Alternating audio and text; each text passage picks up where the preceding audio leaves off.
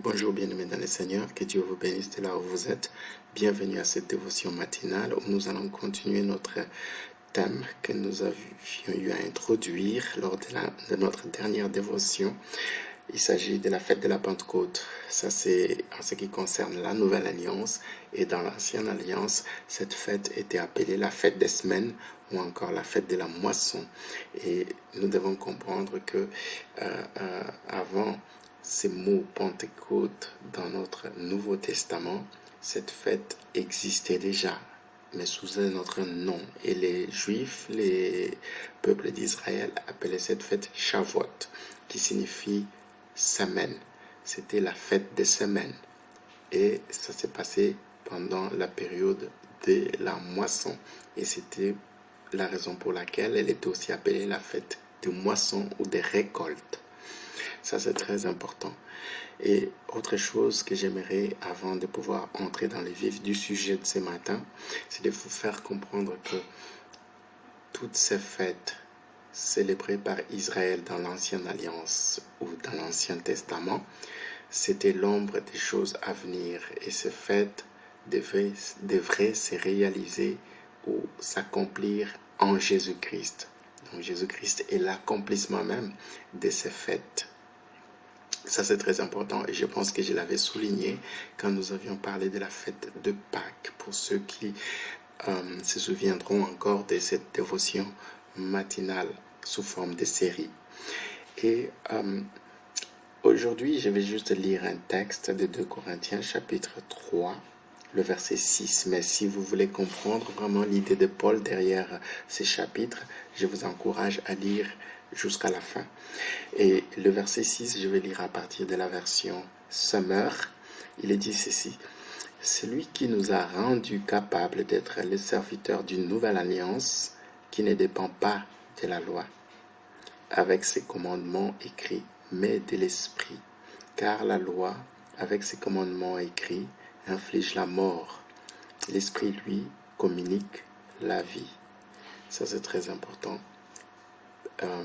Évidemment, Paul avait en vue ces différenciations entre la nouvelle alliance et l'ancienne alliance parmi les chrétiens. C'était très important pour les chrétiens de faire vraiment cette différence-là et de pouvoir aussi embrasser ces fêtes, et plus précisément la fête de la Pentecôte, pouvoir l'embrasser avec l'esprit de la nouvelle alliance et non avec l'esprit de l'ancienne alliance.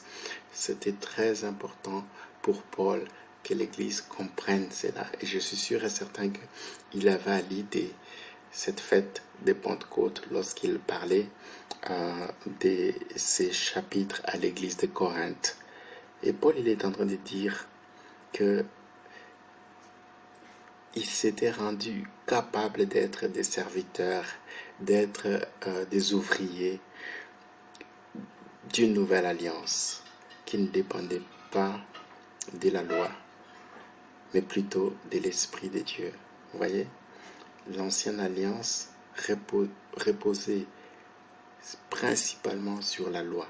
Donc, et d'ailleurs, c'était le symbole. Ce qui symbolisait l'ancienne alliance, c'est la loi que Dieu avait donnée à Moïse. Et il va faire le contraste avec la nouvelle alliance. Ce qui a inauguré la nouvelle alliance ou qui a introduit la nouvelle alliance, c'est les dons de l'esprit. Lorsque Dieu a répandu son esprit sur son Église. Et c'est ça qui a scellé la nouvelle alliance. Bien-aimés dans le Seigneur, nous ne vivons plus sous la dispensation ou la ministration de la loi. Et c'est ce qu'il va expliquer un peu plus loin, Paul. Il va dire le ministère de Moïse au service de la loi, dont les lettres ont été gravées sur des pierres, a conduit à la mort. Cependant, ce ministère était glorieux au point que les Israélites n'ont pas pu regarder Moïse en face à cause de la gloire pourtant passagère dont rayonnait son visage. Et il va faire le contraste entre le ministère de Moïse qui reposait sur les services de la loi, il va faire ce contraste avec le ministère de l'esprit, c'est-à-dire le ministère au service de l'esprit. Et il va dire le ministère au service de l'esprit est bien plus glorieux encore. Vous voyez, quand bien même le ministère de Moïse au service de la loi, qui était glorieux dans une certaine mesure, mais était par rapport au ministère au service de l'esprit inférieur en gloire. Ça, c'est très important à comprendre. Et il va encore continuer avec cette comparaison en disant, en effet, le ministère qui a entraîné la condamnation des hommes a été glorieux. Combien plus glorieux est celui qui conduit les hommes à être déclarés justes devant Dieu. Vous voyez, c'est ça la différence entre la nouvelle alliance et l'ancienne alliance. C'est très important pour l'Église du Seigneur, pour nous, de pouvoir comprendre cette différence-là. Sinon, nous allons passer à côté de la vraie bénédiction derrière ces fêtes de l'Éternel. Ce sont les fêtes de l'Éternel, ce ne sont pas les fêtes des Juifs ou des chrétiens. C'est très important. Alors, en quoi est-ce que cette différenciation entre les deux alliances peut nous aider à pouvoir mieux comprendre et bénéficier pleinement des grâces et des bénédictions derrière cette fête de Pentecôte. Alors, je vais essayer d'établir rapidement quelques comparaisons entre ces deux célébrations. D'un côté, dans la nouvelle alliance, la Pentecôte, et de l'autre côté, dans l'ancienne alliance, la fête des semaines ou encore la fête de la moisson. Alors, généralement, le peuple d'Israël, lorsqu'il célébrait la fête des semaines ou encore la fête des moissons, qui est l'équivalent de la fête de Pentecôte, cette fête, c'était pour rendre grâce à Dieu, pour dire merci à Dieu pour la moisson. Donc c'était une façon de reconnaître que ce qu'ils avaient récolté, ce qu'ils avaient reçu comme fruit de la terre, c'était grâce à Dieu. Donc voilà un peu en quelque sorte de manière historique pourquoi les enfants d'Israël célébraient cette fête appelée la fête des semaines ou encore la fête des moissons. C'était pour rendre grâce à Dieu, lui dire merci pour toutes les bénédictions qu'il leur avait accordées. Mais aussi, cette fête, lorsque nous lisons attentivement quand est-ce que cette fête, Dieu l'avait instituée comme règle, loi, vous remarquerez que cette fête, selon l'histoire du peuple d'Israël, a été une fête instituée au moment où Dieu va donner au peuple d'Israël la loi, où il va descendre lui-même pour donner des instructions, conclure une alliance avec Dieu. C'est un peu la coïncidence de cette fête. Cette fête va avoir un sens, va coïncider avec les dons de la loi. Lorsque Dieu va conclure finalement, après avoir sauvé son peuple, après avoir délivré son peuple, ça c'est très important et j'aimerais quand même dire un mot là-dessus. Beaucoup de gens pensent souvent que Dieu avait donné la loi pour sauver Israël. Nous devons comprendre que Israël n'était pas sauvé par la loi. Dieu a racheté Israël par sa grâce en le délivrant de la servitude d'Égypte à cause du sacrifice d'un agneau qui a été tué et le sang a été versé. Nous devons comprendre cela. Le salut n'a jamais été par les œuvres de la loi. Ça, nous devons le comprendre. C'est seulement lorsque Israël a été délivré, sauvé, racheté en quelque sorte à cause de l'agneau qui a été immolé. C'est cette nuit-là de la sortie de l'Égypte qui représente la vraie Pâque, qui représente Christ, notre Pâque, notre délivrance, notre salut. C'est alors que 50 jours après, Dieu va donner aux enfants d'Israël la loi. La loi symbolisait l'alliance que Dieu va conclure avec son peuple. À partir de maintenant, vous êtes mon peuple, je suis votre Dieu. Et lorsque vous lisez Exode 19-20, vous allez comprendre que lorsque Dieu est descendu au mont Sinaï lui-même en personne, c'était pour conclure une alliance, entrer en relation avec le peuple d'Israël, l'accepter maintenant comme son peuple et Israël accepter Dieu comme son Dieu.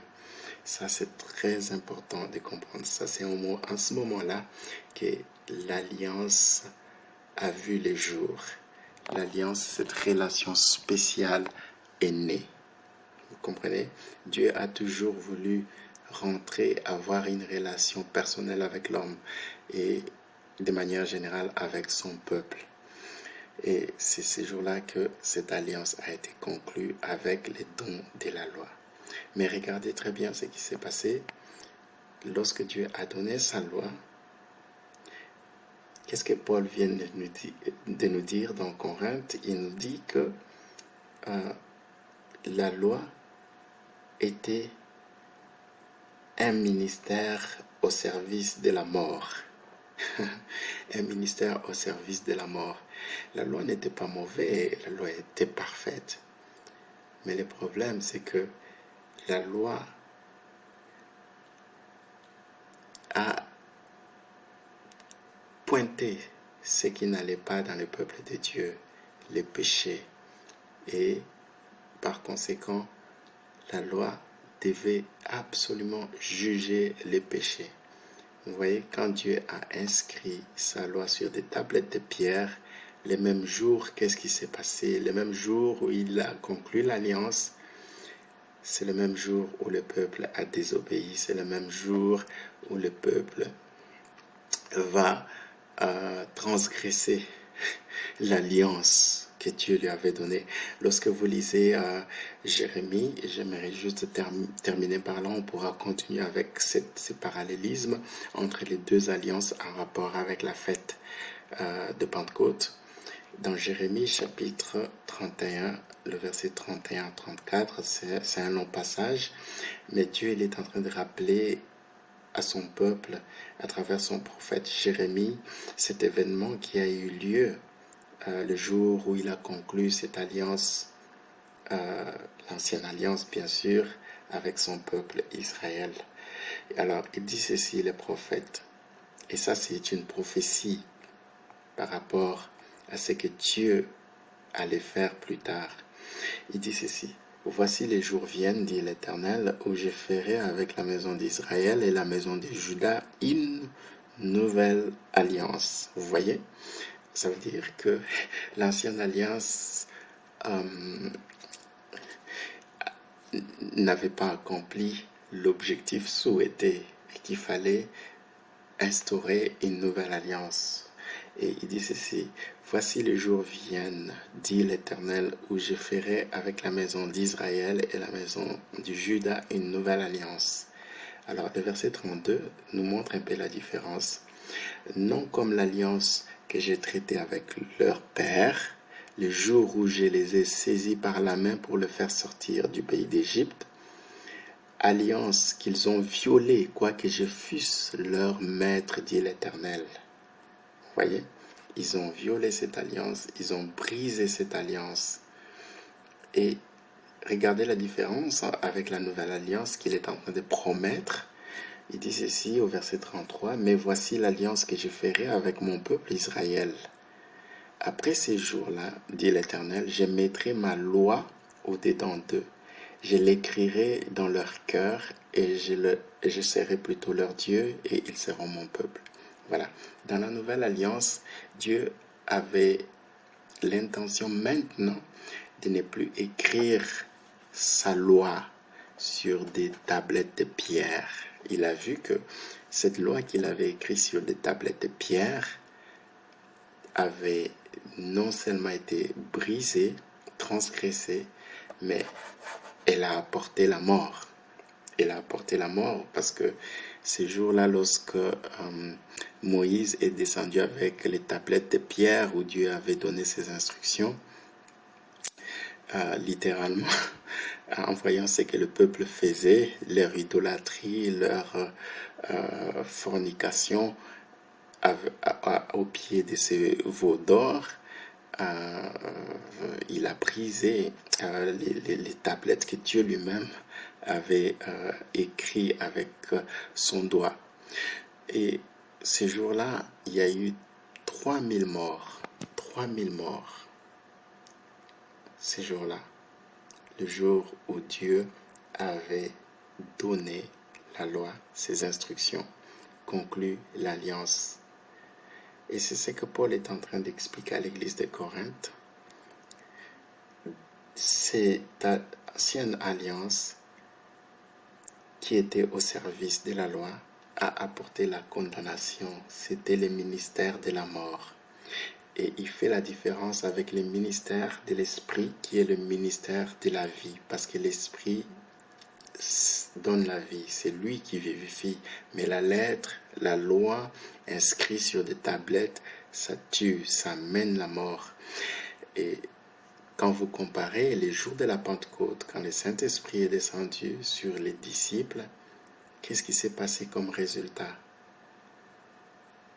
Les gens ont obéi à la foi et qu'est-ce qui s'est passé?